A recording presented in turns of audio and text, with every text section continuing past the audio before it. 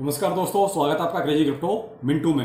एक टैक्स और आ गया आपके लिए। अभी तक आपके लिए 2 टैक्स थे, लेकिन तीसरा और आ गया है, तो उसको भी देने के लिए तैयार हो जाइए। और छोटा मोटा टैक्स नहीं है, पूरा 20% देना पड़ेगा। अब देना पड़ेगा या नहीं पड़ेगा वो डिटेल में अभी आपको समझाते हैं कि एक्चुअली इसमें है क्या। दूसरा, अक्टूबर शुरू हो गया है, क्या ये पंपटोबर हो पाएगा या फर्स्टोबर हो जाएगा, देखेंगे इस पर भी क्या चल रहा है। और इथेरियम में देखिए आपके लिए आने वाला वक्त अच्छा है, थोड़ा सा नजर रखिएगा। वीडियो अच्छा लगे तो लाइक सब्सक्राइब जरूर कीजिए। थोड़ा सब्सक्राइब में आजकल थोड़ा सा कमजोरी कर दिया आप लोगों ने, थोड़ा सा देख लीजिए भाई, आपको ठीक लगता है तो कर सकते हैं। चलो पहले बात करते हैं जो आपका नया टैक्स आया है। अब ये टैक्स क्या हमारे लिए है या नहीं है। देखिए यहाँ 2 चीजें हो गई। जो न्यूज आर्टिकल्स वगैरह आए या जो अभी एक तरह से अनाउंसमेंट हुआ, उसमें तो आपका फॉरेक्स भी है, क्रिप्टो भी है, आपका प्रॉपर्टी भी है, म्यूचुअल फंड्स भी हैं, यानी सब कुछ है उसमें। तो अब यहां फिलहाल तो ये हो गया कि जो आर्टिकल के हिसाब से अगर देखें तो सब पर आपका 20% लग रहा है। अगर आपने 7 लाख से ज्यादा का कोई भी इन्वेस्टमेंट किया है तो वो भी फॉरेक्स में, यानी कि इंडिया से बाहर।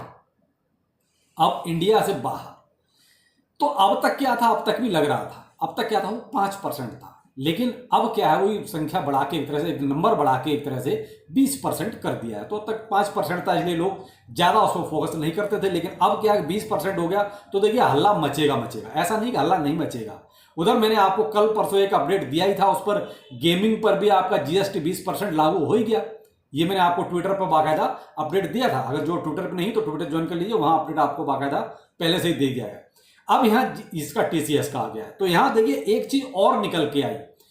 कुछ बैंक्स का ये कहना है, स्टेटमेंट भी आ गया है कि साहब ये क्रिप्टो पर लागू नहीं है अभी। तो अब क्या सच माना जाए, क्या जो बैंक से कुछ, अभी देखिए अनऑफिशियल है अभी, क्योंकि सब अभी इसकी स्टडी कर रहे हैं, क्योंकि आज ही एक तरह से बम फोड़ा है, तो थोड़ा सा भी इसकी स्टडी जरूरी है। तो इसलिए देखिए अभी हम किसी बात पे यकीन नहीं करेंगे कि एक्चुअली क्रिप्टो पर है या नहीं है। अब 1-2 दिन आप इसका वेट और कर लीजिए तो सारी तस्वीर साफ हो जाएगी कि एक्चुअली ये है या नहीं है।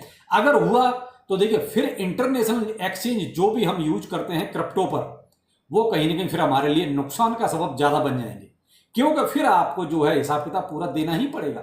और यहां जो 1% टीडीएस लगता है, वहां खाम का जो है आपका वो ज्यादा बेहतर है, मैं ये कहूंगा, बजाय उसके कि वो आप 20% दो। देखिए 20% से बचने के लिए सिर्फ वही तरीका है कि अभी हमें और इंतजार कर लेना चाहिए, और ज्यादा बेहतर रहेगा, क्योंकि अभी भी बहुत कुछ कन्फ्यूजन है। लेकिन यहां समस्या वही आएगी कि देखिए इंटरनेशनल एक्सचेंज को यूज करना हमारे लिए अभी मजबूरी है, क्योंकि इंडियन एक्सचेंजों की हालत ऐसी नहीं है कि हम जो है इतना ज्यादा ट्रेड यहां कर सकें, या इनकी हालत बहुत अच्छी है, जो कि अगर मान लो ज्यादा पैसा लगा भी दिया तो यहां से रिटर्न भी मिलेगा, क्योंकि ये जरा जरा सी पेमेंट तो रोक के रखते हैं। इसलिए मजबूरी है कि हम लोग बाहर का यूज करते हैं। अब दिक्कत यही आएगी कि भाई अगर मान लिया आपने बाहर का एक्सचेंज यूज किया और वहां 7 लाख से ज्यादा का आपने मान लीजिए इन्वेस्टमेंट कर लिया, और स्पॉट में तो इतना नॉर्मली हो ही जाता है। अगर आपने मान लीजिए छोटे छोटे कई सारे अगर मान लीजिए ट्रांजेक्शन कर दिए तो 7 लाख कोई बहुत बड़ी रकम नहीं है, वो इजीली हो जाता है क्रॉस। और वो भी आपको एक फाइनेंशियल ईयर में, यानी पूरे साल में क्या आप 7 लाख से ज्यादा का ट्रांजैक्शन नहीं करेंगे, ऑटोमेटिकली हो जाएगा, आपको पता भी नहीं चलेगा, और 7 लाख से ज्यादा का हो भी जाएगा। तो वहां बात वहीं फंस जाएगी कि आपको फिर वो सारा, यानी अब आप एक एक्सचेंज यूज नहीं करेंगे, आप कई सारे एक्सचेंज यूज करेंगे। फिर सारे एक्सचेंजों का डाटा भी आपको रखना पड़ेगा कि भाई इंटरनेशनल एक्सचेंज पे 7 लाख से ज्यादा पेमेंट हमने जो ट्रांजेक्शन किया है हुआ कि नहीं हुआ। तो कहते कि सरदर्दी मगजमारी कुछ ज्यादा हो जाएगी। कहीं ना कहीं सरकार के पैतरे ये ऐसे हैं कि बैन भी ना करना पड़े और सब कुछ हो भी जाए। सरकार को टैक्स चाहिए एनी हाउ। पहले आपसे 1% टीडीएस लिया, वो चलो ठीक है, रिटर्न है, लेकिन 30% तो वो तो जा रहा है।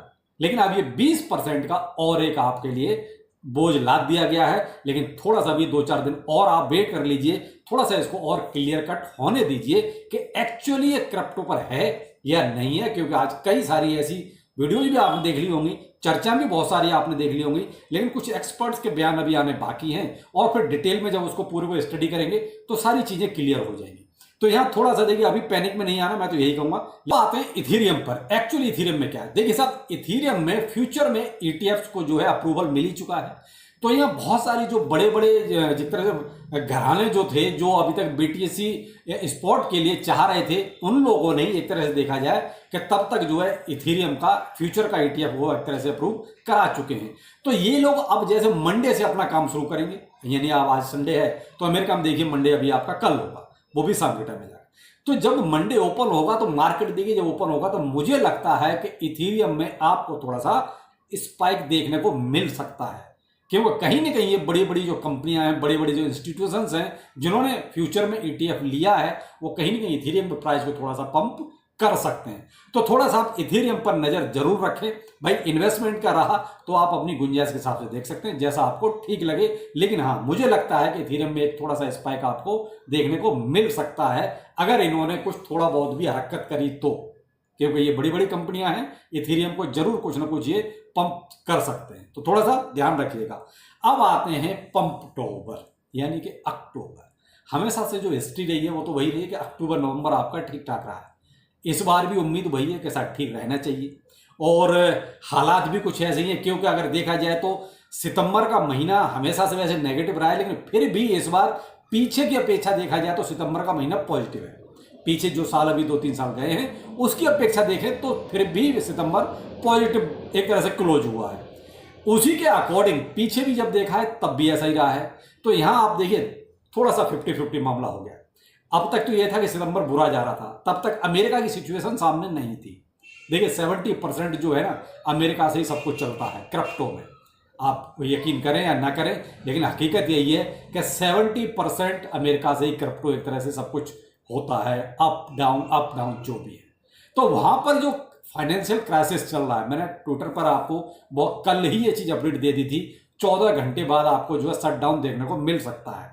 लेकिन सरकार ने थोड़ी सी तेजी दिखाई और वो जो शट डाउन होना था उसको बचा लिया है। यानी कि सरकार ने 45 दिन का जोड़ तोड़ करके जैसे तैसे पैसे का इंतजाम कर लिया है। यानी 45 दिन फिर भी उलझन तो रहेगी कि एक्चुअली आगे क्या होगा। जिस कंडीशन पे अमेरिका आज खड़ा था उसी कंडीशन पे जाके 45 दिन बाद फिर खड़ा हो जाएगा, यानी उसके पास पैसा फिर नहीं होगा, फिर से वही जोड़ तोड़ करनी पड़ेगी। लेकिन उससे होगा क्या, वो तो सरकार ऐसा, वो तो ये सब चलता रहेगा ड्रामा, ये ड्रामा ही है, होगा जाना कुछ नहीं। लेकिन क्या है, ड्रामा है। उससे क्या होता है कि मार्केट जो है वो कंफ्यूज रहता है, मार्केट एक मूवमेंट नहीं ले पाता। क्यों? सबको ये पता है कि 45 दिन बाद अमेरिका फिर से इसी कंडीशन पे आ जाएगा जिस कंडीशन पर कल था, कि जो उसके पास पैसा ही नहीं है, इंस्टॉलमेंट देने के लिए पैसा नहीं, अपने कर्मचारियों को देने के लिए तनख्वाह नहीं, तो फिर पैसा कहां से आएगा। तो इसलिए क्या है कि जो स्टॉक मार्केट है ना, थोड़ा सा पंप डम बस यही करेगा। बाकी को कहते हैं कि मूवमेंट जिसे कहते हैं वो नहीं आएगा, तो उसका इंपैक्ट देखिए फिर कहीं ना कहीं क्रिप्टो पर भी आएगा। तो यहां थोड़ी सी ये सिचुएशन जो है ना 50-50 हो गई। तो कि BTC में कोई बहुत ज्यादा ये का उतार चढ़ाव हो रहा है नहीं है, 27,100 पर अभी भी चल रहा है जब मैं वीडियो बना रहा हूं, और कोई प्लस माइनस नहीं, यानी कि बिल्कुल आपका न्यूट्रल। इथेरियम आपका $1680 पे चल रहा है इस टाइम पर। तो आप ये अगर देखें तो मार्केट में किसी तरह का कोई इंपैक्ट ऐसा नहीं लगा कि साहब अक्टूबर शुरू हो गया। बेशक आपकी सितंबर की कैंडल जो है ना ग्रीन क्लोज हुई। दूसरा यहां पर अगर मार्केट कैप को अगर देखते हैं तो मार्केट कैप भी आपका 1.088 ट्रिलियन पर है। तो अब मार्केट कैप भी नहीं बढ़ रहा, BTC का डोमिनेंस भी नहीं बढ़ रहा, BTC भी कोई खास नहीं बढ़ रहा है, तो देखिए फिर थोड़ा सा मामला कहीं ना कहीं वहीं आ जाते हैं घूम के कि US क्या करेगा, क्या ये पंपटोबर इसको अब पंप होने देगा। थोड़ा सा यहां पर आपको भी सोचना पड़ेगा, क्योंकि मैं तो आपसे सिर्फ एक ही गुजारिश कर सकता हूं कि ज्यादा फोमो में ना आए। क्योंकि देखिए वीडियो में ये कह देना बहुत आसान है, पंपटोबर, पीछे इंडिकेशन सारे ऐसे ही थे। देखिए पीछे जो हो गया वो गया, उस टाइम पे जो हालात थे वो चले गए उसके साथ। आगे वाले हालात कुछ हैं, सामने दिखाई हमें कुछ और दे रहा है। हम पीछे के हालात पे ज्यादा आगे विश्वास नहीं कर सकते कि कितना करेंगे, क्योंकि पीछे के हालात कुछ और थे, उस टाइम पे जो होना था वो हो गया। अब हालात प्रेजेंट में कुछ और हैं। क्या पिछले साल अक्टूबर में अमेरिका के आगे ये समस्या थी? आप खुद सोचिए इस चीज को। क्या जो TCS जो 20% लगाया, क्या ये पिछले साल अक्टूबर में लगा था? नहीं लगा था। क्या पिछले साल अक्टूबर में शटडाउन वाली कंडीशन आई थी अमेरिका के सामने? नहीं आई थी। तो ये कंडीशंस बदलती रहती है, उस हिसाब से मार्केट बदलते हैं। तो भाई देखिए वो कहते हैं कि पिछले डाटाज को रखना अच्छी बात है कि भाई पीछे डाटा ये है, तो उस हिसाब से थोड़ी बुलिशनेस आपको देखने को मिल भी सकती है। लेकिन फोमो में नहीं आना मेरे भाई, इस चक्कर में कहीं आप पता चलेगा जी अक्टूबर आ गया, आप यहां से बुल स्टार्ट हो जाएगा, पैसा जो भी आपका बचा कुचा सब लगा दो।